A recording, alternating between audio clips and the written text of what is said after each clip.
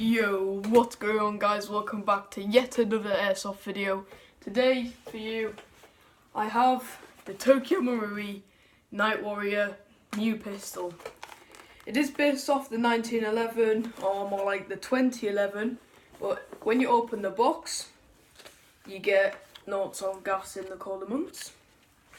You get things about your warranty and that.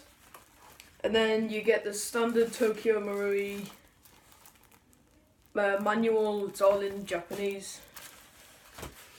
And in the box, you get this. I had to get it two-tone, but I think the red makes it look really nice. I would actually put this on a gun, maybe on Call of Duty or a different game. It comes with some standard BBs. Not standard, they're actually really great BBs. They're seamless. I would actually recommend to keep these. They're great. Also, gives you this tool that helps you disassemble the gun. You get this unjamming rod that doubles up as a cleaning rod. You put a little tissue in there, it cleans it. This unjams about. You also get the magazine, and underneath the slot where you get the magazine, you get these, which are dry firing pins. You put these in your magazines right there to stop the slide from locking back whenever you want to dry fire, so it doesn't damage the weapon.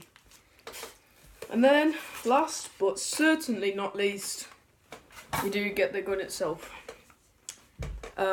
Not as heavy as, say, this gun. Also, this is full plastic, this is full metal. There are parts of this which are metal, like the hammer, the beaver tail, the ambidextrous safety, the outer barrel, and, oh, I forgot, you also get a nozzle in the end of the gun, as you do with most guns. This is a lovely gun. I'll write the slide on both of them for you to compare the sounds.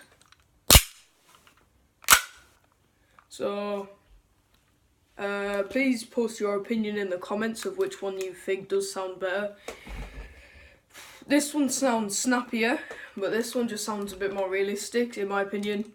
I have scratched a bit of the paint off by accident. I think the red definitely looks far superior to the radioactive green. Looks like it's just come out my nose. The grips, quite controversial. They have copied the Kimber grips and gone for this style. It's pretty slippery, especially when you've got red spray paint on it. And these grips are very grippy, but these are a bit irritating, and these are just nice. So I suppose it's up to your opinion on which way you prefer that. You can get both guns in full black. You can get this one in silver. This one actually, if you've seen, does have a rail. Not sure if it's a Picatinny rail or a Riz rail. I'll have to check up on that. This one doesn't have a rail. The sights, I think this one is should definitely have white dots on the sights. Not sure about this gun, but because I've got them both two-toned, they're both been coloured in. But I'm definitely going to get some white paint to colour in the dots on this, because that looks really nice. Also, when I wrap the slide back, there's no rod here. I mean, obviously there is no rod on this gun either, but that's because it's broke and it came out. Don't know why, it just sort of got loose in the screws there. As you can see, that hole there, there's should be something there, but there isn't. On this gun, there's something there instead.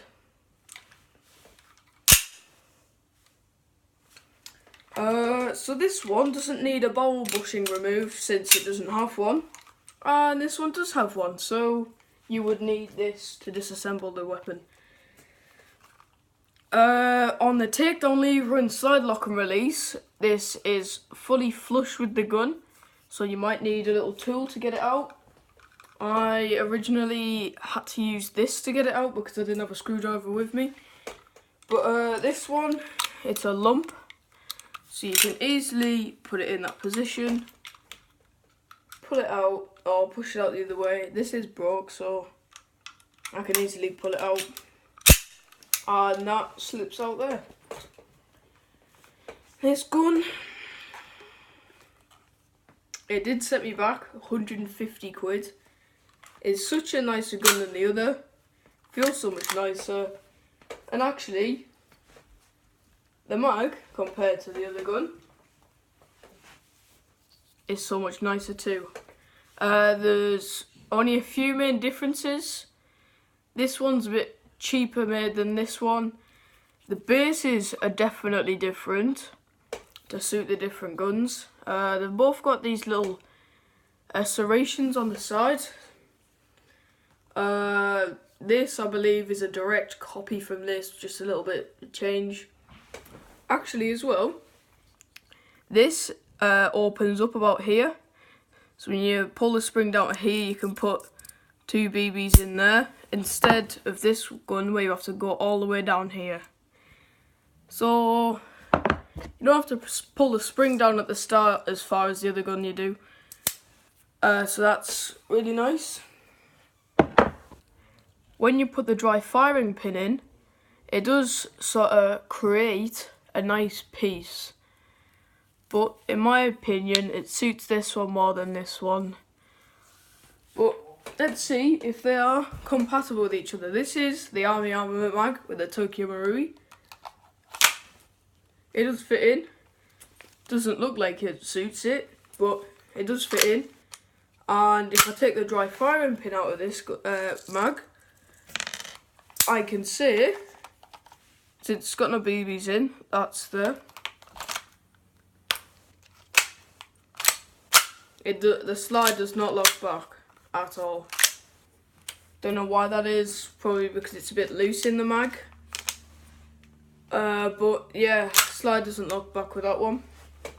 And when you've got the Army Armament mag with the Tokyo Marui, Army Armament gun, sorry, with the Tokyo Marui mag, it doesn't really seem to suit either, since this mag well, I think that's what it's called, is a bit more wide, a bit like a high capper compared to the Tokyo Marui. So this doesn't really fit right, but it works well.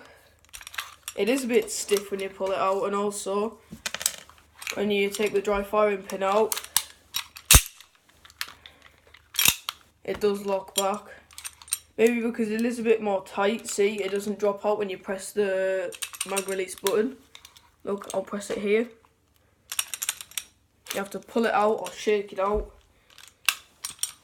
Also, I've found that the slide on this gun goes back a bit more than it does on this gun.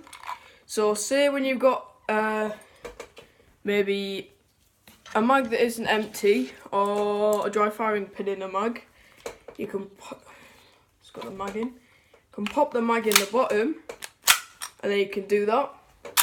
But with this gun,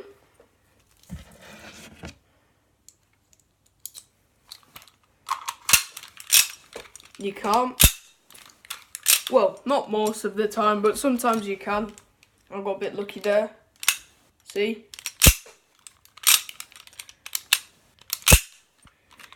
So the slide does come back on this gun a bit more, which I really do prefer. There are some parts of this gun that don't feel right, mainly like the trigger. It just doesn't feel right to me, as plasticky as what it is. Might not be plastic, I'm not too sure, but it just does seem a bit plasticky. Trigger on this feels really nice compared to this one, but I suppose if you do wish, you can change them out. I suppose that's what it's like with a lot of these guns, a lot of guns in general really. You can change out internals, change out the outer shell. So it's not really the gun you ordered, which can sort of ruin an experience for you. It's a bit like cars on car games. If you buy a car because it looks really nice. Then you add all these like different things on it, like change the wing, fenders, bumpers, all sorts of things.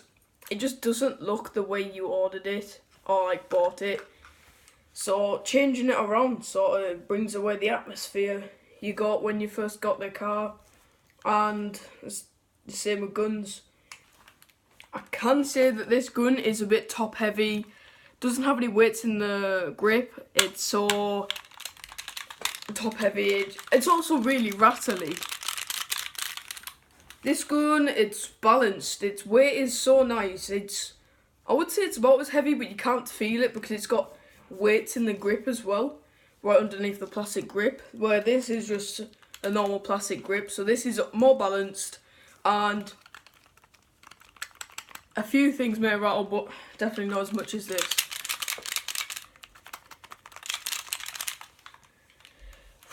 So let's get to the shooting test.